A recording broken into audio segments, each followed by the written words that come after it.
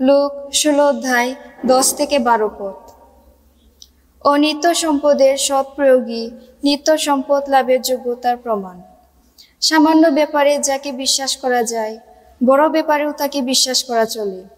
তেমনি সামান্য ব্যাপারে যে অসৎ, বড় ব্যাপারেও সে অসৎ হয়ে থাকে। তাই এই কলুষিত অর্থ সম্পদের ব্যাপারে তোমাদের যদি বিশ্বাস করা না যায়, তাহলে কে বা বিশ্বাস করে? তোমাদের হাতে তুলে দেবে প্রকৃত ঐশ্বর্য।